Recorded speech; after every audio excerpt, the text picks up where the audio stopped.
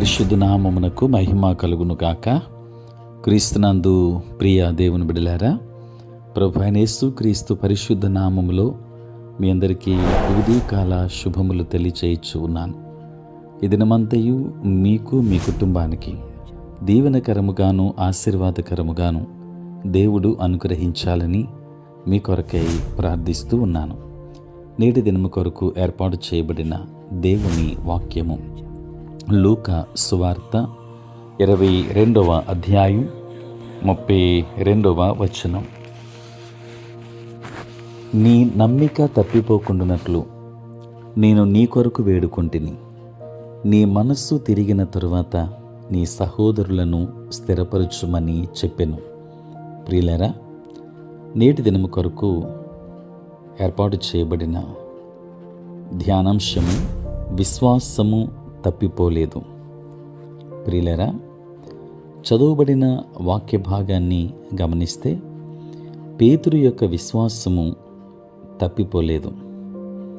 సాతాను పేతురును గోధుమ వలె జల్లించాలి అని ఆశించాడని యేసు తెలియచేశారు. యేసును ఎరగనని పేతురు 3 సార్లు రాత్రి బొంకాడని లేఖనాల్లో మనం చూస్తున్నాం. ప్రియులారా, పేతురు కోసం యేసు ప్రార్థించిన తరువాత కూడా అపవాది జయించింది అనిపిస్తుంది.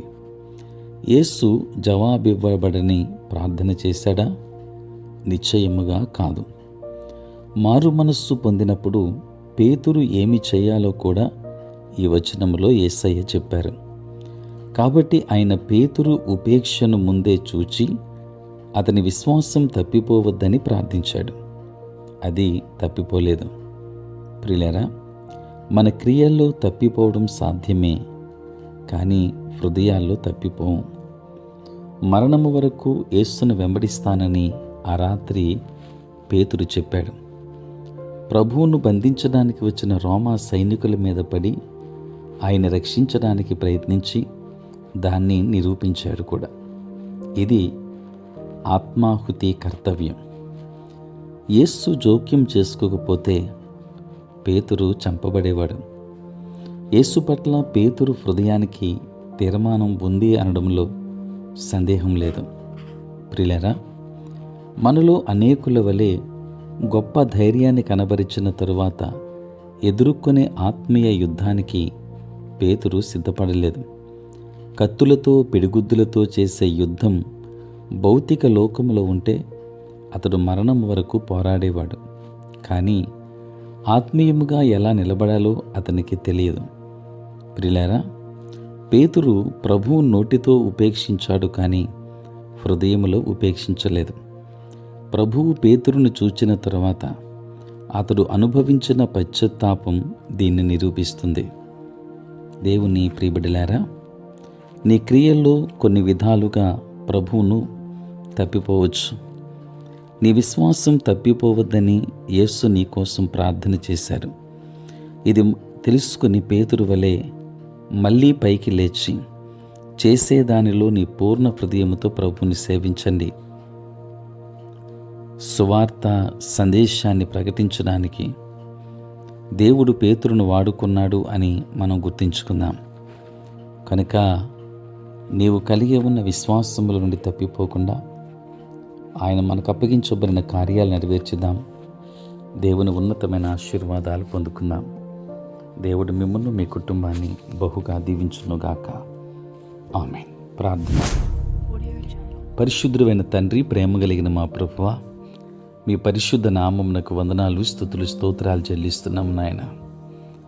రాత్రంతయు కాపాడి సంరక్షించి సుఖనిద్రను దయచేసి మా జీవితంలో మరి ఒక నూతన దినాన్ని మేము చూడగలిగే భాగ్యాన్ని మీరు మాకు ఇచ్చినందులకే స్తోత్రాలు.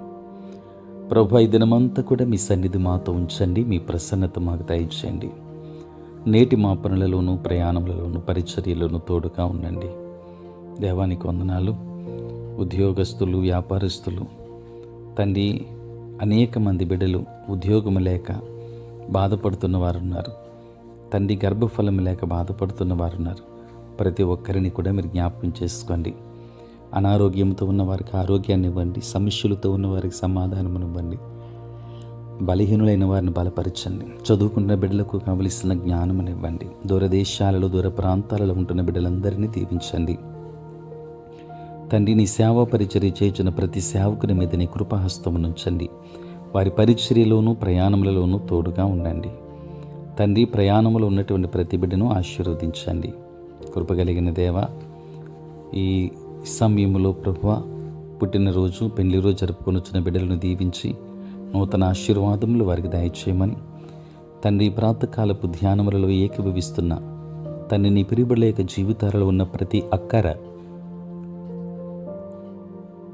నీ చిత్తానుకూలముగా వారికి దయచేయమని యేసు నామములో అడిగి వేడుకొనుచున్నాం తండ్రి, ఆమేన్. తండ్రి, కుమార, పరిశుద్ధాత్మ త్రియేక దేవుని దీవెన సదా మీకును మీ కుటుంబానికి తోడై ఉండును గాక. ఆమేన్.